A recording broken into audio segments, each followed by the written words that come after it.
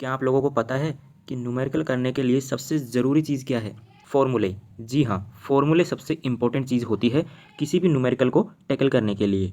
अगर आपको फॉर्मूले ही नहीं आएंगे तो न्यूमेरिकल कैसे लगेंगे, और न्यूमेरिकल नहीं होंगे तो आपके पेपर में आप क्वेश्चन अधूरा छोड़ के आएंगे, और क्वेश्चन छूट गया मतलब आपके नंबर कट गए, और नंबर कटेंगे तो आपकी बताओ परसेंटेज कैसे बनेगी। तो मेरी बात आप ध्यान से सुनिए कि आप न्यूमेरिकल को छोड़ के ना आ सके, इसीलिए मैं इसी पर्पज़ से मैं ये वीडियो आपके लिए बना रहा हूँ। तो इस वीडियो को आप एंड तक देखिए। ये जो सीरीज़ है मैंने इसी मकसद से स्टार्ट की है। मैंने चैप्टर फर्स्ट के सभी फॉर्मूले आपको मैंने पिछले वीडियो में बता दिए थे, तो मैं आशा करता हूँ कि आप लोगों ने उस वीडियो को देख लिया होगा। तो मैं इस वीडियो में आपको चैप्टर 2 के यानी जिसका नाम है इलेक्ट्रोस्टैटिक पोटेंशियल एंड कैपेसिटेंस, इस चैप्टर के यानी चैप्टर 2 के सभी जो फॉर्मूले इस चैप्टर में बने हैं, यानी जो भी डेरिवेशन से सब फॉर्मूले आए हैं, वो सभी मैं आपको इस एक वीडियो में कवर करवाने वाला हूँ। इन सभी फॉर्मूलों को आप याद कर लीजिए। मैं आपको गारंटी देता हूँ कि आप एक भी न्यूमेरिकल आप छोड़ के नहीं आओगे। इसमें छोटा सा छोटा फॉर्मूला भी मैंने आपको यहाँ पे बताया हुआ है। तो इस वीडियो को एंड तक देखिएगा। चैप्टर 2 के सभी फॉर्मूले इस वीडियो में आपको बताने वाला हूँ। तो चलिए वीडियो को स्टार्ट करते हैं। वीडियो में जो अभी आए हुए हैं वो सभी वीडियो को लाइक कर दीजिए और शेयर कर दीजिए अपने क्लासमेट के साथ, और जो चैनल पर नए हैं वो चैनल को सब्सक्राइब कर लीजिएगा, क्योंकि ये सीरीज़ कंटिन्यू रहने वाली है। ठीक है, चलिए। तो फर्स्ट फॉर्मूला आपके सामने है वैद्युत विभव, जो कि आपका फर्स्ट फॉर्मूला आता है, जो कि क्या होता है, V बराबर W/Q। W यहाँ पे कार्य होता है और Q नॉट यहाँ पे परीक्षण आवेश होता है, जैसे कि यहाँ पे नीचे लिखा हुआ है। ठीक है ना। और यहाँ पे खास बात ध्यान रखिएगा, इसका मात्रक न्यूमेरिकल में जब आप लास्ट में आंसर जो आता है उसके साथ मात्रक इसका ज़रूर से लिखना है, क्योंकि अगर यूनिट नहीं लिखोगे तो आपके नंबर कटेंगे ही कटेंगे। तो इसका मतलब क्या होता है, जूल प्रति कूलाम होता है, या फिर इसको हम वोल्ट बोलते हैं। ठीक है ना। विभव का मतलब क्या होता है, वोल्ट होता है। ठीक है ना। एमसीक्यू में भी ये क्वेश्चंस पूछे जाते हैं, ध्यान रखिए। आगे भी मैं ऐसे ही इंपॉर्टेंट बातें मैं आपको आगे बताता रहूँगा, तो वीडियो को मिस करने की गलती बिल्कुल मत करना, मैं फिर से आपसे बोल रहा हूँ। ठीक है, चलिए नेक्स्ट यहाँ पे फॉर्मूला है वैद्युत विभवांतर। देखिए, वैद्युत विभव और विभवांतर में ज़्यादा कुछ फर्क नहीं है। विभवांतर में सिर्फ इतना है कि यहाँ पे आपको 2 पॉइंट दिए हुए होंगे, उन दोनों पॉइंट्स के बीच में जो विभव का अंतर होता है वो आपको निकालना होता है। तो जैसे कि यहाँ पे VA माइनस VB है, यानी कि यहाँ पे VA और VB 2 पॉइंट है, उसके बीच में आपको विभवांतर निकालना है, जो कि क्या होता है, W/Q0 ही होता है। ठीक है। नेक्स्ट यहाँ पे फॉर्मूला आता है बिंदु आवेश के कारण वैद्युत विभव, जो कि छोटा सा डेरिवेशन होता है, मोस्ट होता है। ठीक है ना। इससे जो फॉर्मूला निकलता है वो होता है KQ/R, और मैंने आपको पिछले वीडियो में बताया था K का मान कितना होता है, K का मान होता है 1/4πε0। ठीक है, जैसे कि यहाँ पे नीचे आप देख सकते हैं, नीचे यहाँ पे लिखा हुआ है। ठीक है ना। तो देखिए, जैसे ही हम बात करते हैं किसी माध्यम में परावैद्युतांक K हो, तो क्या करते हैं हम, K का यहाँ पे भाग लगा देते हैं यहाँ पे। ठीक है ना। और विभव का मात्रक वोल्ट होता है, तो इसका भी मात्रक यहाँ पे वोल्ट ही होगा, क्योंकि निकाल क्या रहे हैं हम, विभव निकाल रहे हैं। ठीक है, चलिए आगे यहाँ पे नेक्स्ट देखिए कि यदि कोई बिंदु Q1 plus Q2 minus Q3 minus Q4 आवेशों से क्रमशः R1 R2 R3 व R4 दूरी पर हो, तो कुल वैद्युत विभव यहाँ पे निकालना हो तो कैसे निकालोगे। सिंपल फॉर्मूला होता है आपके पास। विभव का फॉर्मूला क्या होता है, मैंने आपको बिंदु आवेश का अभी बताया यहाँ पे, तो इसी फॉर्मूले को यहाँ पे अप्लाई करना होगा। विद साइन यहाँ पे लिखना होगा कि यहाँ पे कांस्टेंट होता है तो बाहर आ जाएगा, यानी 1/4πε0 बाहर आ जाएगा।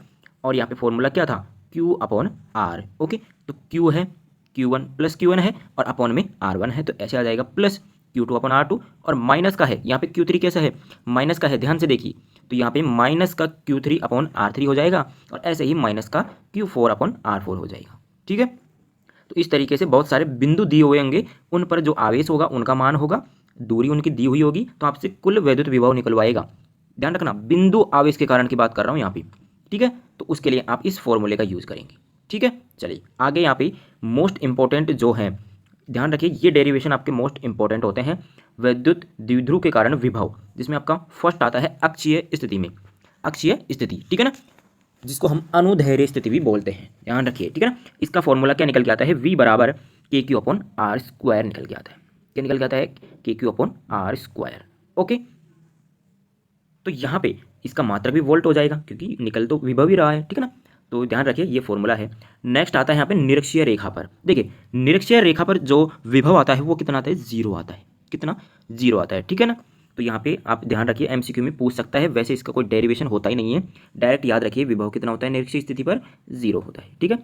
लास्ट यहाँ पे थर्ड नंबर केस है सामान्य स्थिति में। देखिए ये जो डेरिवेशन है ना, ये बहुत इंपॉर्टेंट है। ये आप है ना, आप अभी इसको अपनी नोटबुक में नोट कर लीजिए कि ये 100% एग्जाम में पूछा ही जाता है।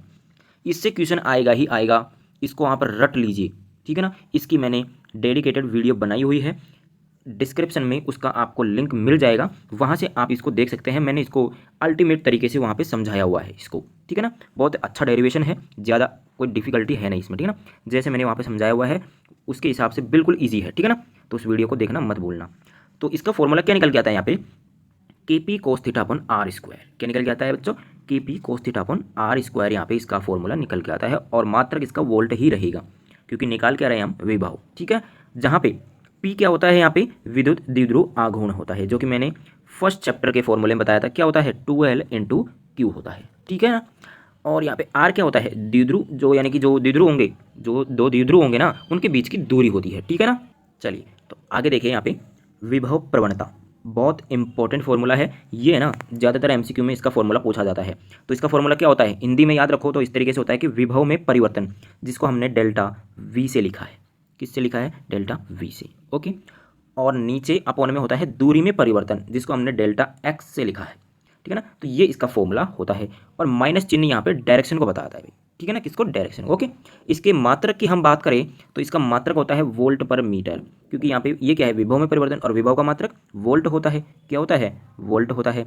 और यहाँ पे है दूरी में परिवर्तन, और दूरी का मात्रक क्या होता है, मीटर होता है, ठीक है ना। क्या होता है बच्चों, मीटर होता है। तो इसका कंप्लीट मात्रक की हम बात करें तो वोल्ट पर मीटर हो जाएगा, ठीक है। विभव प्रवणता तथा विद्युत क्षेत्र की तीव्रता में संबंध क्या होता है, ई बराबर माइनस का delta we upon delta x volt पर मीटर, ओके। ये इसमें संबंध होता है, याद रखिएगा, एमसीक्यू में क्वेश्चन पूछा जाता है। चलिए आगे के फॉर्मूले हम देखते हैं। यहाँ पे यदि दो समांतर प्लेटों के विभव क्रमशः V1 तथा V2 तथा उनके बीच की दूरी d हो तो विद्युत क्षेत्र की तीव्रता यहाँ पे क्या निकल के आती है। देखिए विभव यहाँ पे दिया हुआ है, दूरी उनके बीच की दी हुई है, दो समांतर प्लेटों के बीच की दूरी कितनी है, d है। तो विद्युत क्षेत्र की तीव्रता कितनी हो जाएगी, V1 - V2 अपॉन d हो जाएगी। और आप यहाँ पे देख सकते हैं इसका मात्रक क्या हो जाएगा, वोल्ट पर मीटर। देखिए मैं हर फॉर्मूले के साथ आपको मात्रक का डिस्कस क्यों कर रहा हूँ, क्योंकि भैया मात्रक है ना बहुत इंपॉर्टेंट है न्यूमेरिकल के लिए, क्योंकि मात्रक वहाँ पे लिखना बहुत ज़रूरी है कि आपको न्यूमेरिकल सॉल्व करने के बाद आंसर के साथ आपको मात्रक ज़रूर से लिखना है। अगर नहीं लिखोगे तो आपके नंबर कटेंगे, 100% कटेंगे, ठीक है ना। नेक्स्ट है यहाँ पे वैद्युत स्थितिज ऊर्जा, जिसको हमने यू से रिप्रेजेंट किया है। इसका फॉर्मूला होता है K/Q1/Q2 अपॉन R जूल। कितना होता है, K/Q1/Q2 upon R joule, okay. ये इसका फॉर्मूला होता है, ठीक है बच्चों। यहाँ पे देखिए आगे आगे फॉर्मूला है गतिज ऊर्जा। यहाँ पे गतिज ऊर्जा का फॉर्मूला याद रखिएगा, Q × डेल्टा V जूल। देखिए विभव दिया हो, आवेश दिया हो और पूछ ले कि गतिज ऊर्जा कितनी होगी, तो आपको इस फॉर्मूले का यूज करना है, ठीक है। वेग पूछ ले तो यहाँ पे इस फॉर्मूले का यूज करना है, जो कि है V बराबर √2Q × delta V upon M, okay, ठीक है। चलिए आगे यहाँ पे फॉर्मूले देख लीजिए। ऊर्जा घनत्व वेरी इंपॉर्टेंट है, ऊर्जा घनत्व, जिसका फॉर्मूला होता है U बराबर ½ε0 E², ठीक है। ये फॉर्मूला होता है ऊर्जा घनत्व का, जिसका मात्रक कितना होता है, जूल प्रति मीटर क्यूब। कितना होता है, जूल प्रति मीटर क्यूब, ओके। अगर इसी में हम कोई परावैद्युतांक के हो, अगर परावैद्युतांक के रख दे तो उसका फॉर्मूला क्या हो जाएगा, के इससे मल्टीप्लाई हो जाएगा, ठीक है ना। तो उसका मात्रक भी जूल प्रति मीटर क्यूब ही होगा, ठीक है। तो यहाँ पे ई क्या है, वैद्युत क्षेत्र की तीव्रता, और एप्सिलॉन नॉट निर्वात की विद्युतशीलता, ओके। याद रहेगा आपको फॉर्मूला, ठीक है। नेक्स्ट है यहाँ पे धारिता, कैपेसिटर, जिसका मोस्ट इंपॉर्टेंट फॉर्मूला यहाँ पे आप देख सकते हैं, C बराबर Q/V होता है। और मोस्ट इंपॉर्टेंट बात, इसका मात्रक फैरड होता है। क्या होता है बच्चों, फैरड होता है। पूछा जाता है क्वेश्चन में, 1 नंबर में भी ये क्वेश्चन पूछा जाता है, ध्यान रखिए। इसका मात्रक क्या होता है, फैरड होता है, ठीक है। अगर हम विलगित गोलीय चालक की धारिता की बात करें तो उसका फॉर्मूला क्या होता है, C बराबर 4πε0 K × A, और इसका भी मात्रक फैरड होगा, क्योंकि यहाँ पे पूछा तो धारिता ही है, ठीक है ना। अगर वायु या निर्वात के लिए हम बात करें तो वहाँ पे K का मान 1 हो जाएगा, तो K बराबर क्या हो जाएगा, 1 हो जाएगा, क्योंकि वायु और निर्वात के लिए परावैद्युतांक का मान 1 होता है, ठीक है। तो यहाँ पे K बराबर अगर 1 करेंगे तो यहाँ पे C बराबर क्या आ जाएगा, 4πε0 × A हो जाएगा, ठीक है ना। तो A यहाँ पे क्या है, गोले चालक की त्रिज्या, यानी कि कोई भी गोला है उसकी त्रिज्या होगी, वो कितनी होगी, A होगी, और इसी का मान यहाँ पे A है, ठीक है। चलिए यहाँ तक क्लियर है। आगे के फॉर्मूले देखिए, आवेशित चालक की स्थितिज ऊर्जा, आवेशित चालक की स्थितिज ऊर्जा फॉर्मूला याद रखिए। इसके 3 फॉर्मूले आपको मैंने जब चैप्टर पढ़ाया था तब भी मैंने आपको बताए थे, तो वही फॉर्मूले यहाँ पे लिखे हुए हैं। फर्स्ट होता है 1/2 Q² ठीक है, और अगला फॉर्मूला होता है 1/2 Q/V, और एक होता है Q बराबर 1/2 CV²। कितना होता है? CV², जो कि किससे निकलता है? Q बराबर CV से, ठीक है ना। यानी कि जो C बराबर Q/V मैंने अभी धारिता का जो फॉर्मूला बताया उसी से ये फॉर्मूले बनते हैं, ठीक है ना, ध्यान रखिएगा। आगे देखिए, नेक्स्ट यहाँ पे है उभयनिष्ठ विभव, उभयनिष्ठ विभव जो कि कितना होता है? कुल आवेश बटे संयुक्त धारिता, ठीक है ना। ये फॉर्मूला होता है, बहुत इंपॉर्टेंट होता है, इससे न्यूमेरिकल आता है, ध्यान रखिएगा, ठीक है ना। तो यहाँ पे फॉर्मूला होता है V बराबर Q1 + Q2 upon C1 + C2, okay. और एक और फॉर्मूला होता है, इसी से बनता है, वो होता है C1 V1 + C2 V2 upon C1 + C2। क्यों होता है? क्योंकि यहाँ पे देखिए इसी को थोड़ा सा सिंप्लीफाई किया है, यहाँ पे फॉर्मूला लगाया है क्या कि यहाँ पे C1 और V1 और C2 और V2 कैसे आया? क्योंकि मैंने अभी आपको धारिता का फॉर्मूला बताया, क्या होता है? Q बराबर CV होता है, क्योंकि C बराबर क्या होता है? Q/V, तो Q बराबर हम CV लिख सकते हैं, तो इसी से यहाँ पे Q1 बराबर C1 V1 लिखा है, ठीक है। याद रखिएगा C1 और C2 क्या होता है? पृथक चालकों की धारिताएं होती है, ठीक है।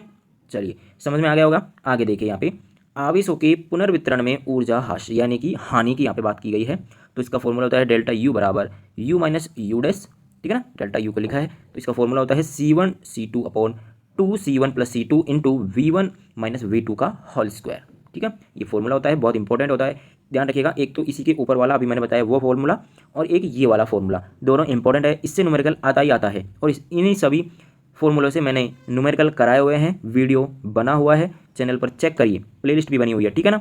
चलिए यहाँ पे आगे बात करते हैं समांतर प्लेट संधारित्र की धारिता की। इसमें भी केसेज हैं, तो फर्स्ट केस है जब परावैद्युत पूर्णतः भरा हो, यानी कि परावैद्युत जो है वो प्लेटों में पूरे तरीके से, यानी कि उसमें फुल भरा हुआ हो, तो उसका फॉर्मूला क्या हो जाएगा? C बराबर K∈0A अपॉन D, इसका डेरिवेशन होता है, ठीक है, याद रखिए। वायु और निर्वात के लिए अगर K का मान 1 कर दे तो इसमें फॉर्मूला आएगा ε0A अपॉन D, और इसका मात्रक क्या हो जाएगा? फेरड हो जाएगा। क्यों? क्योंकि धारिता हम निकाल रहे हैं और धारिता का मात्रक फेरड होता है, ठीक है।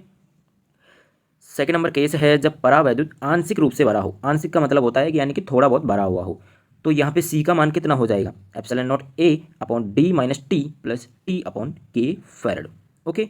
और यहाँ पे D और T क्या है ये आपको अभी नीचे में बताने वाला हूँ यहाँ पे, ठीक है। देखिए केस नंबर थर्ड है अनेक परावैद्युत युक्त संधारित्र की धारिता, इसका फॉर्मूला क्या हो जाएगा?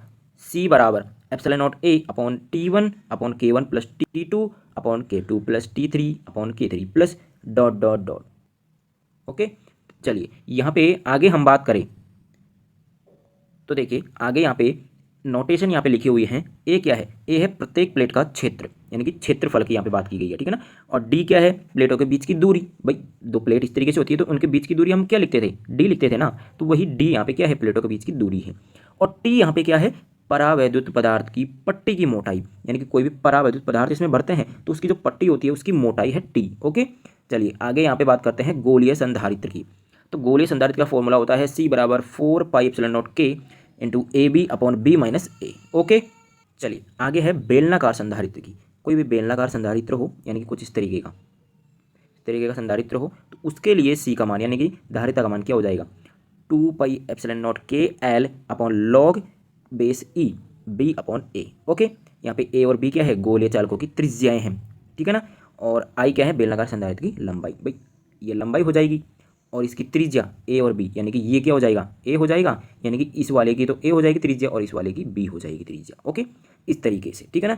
साथ में मैं आपको समझाता भी चल रहा हूँ ताकि आपको बाद में कन्फ्यूजन ना हो भाई, ठीक है ना। चलिए आगे यहाँ पे छोटे छोटे फॉर्मूले हैं, बहुत ही ईजी हैं।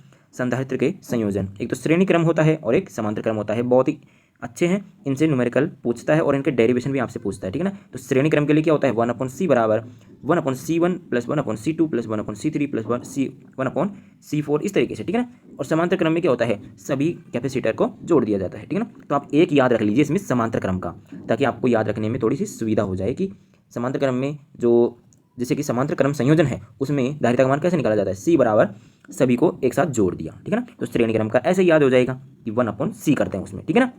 लास्ट फॉर्मूला यहाँ पे देख लीजिए, आवेशित समांतर प्लेट संधारित्र की प्लेटों के बीच की बल, यानी बीच का जो बल यहाँ पे निकाला जाता है वो किस तरीके से निकाला जाता है, F बराबर 1/2 Q इंटू ई।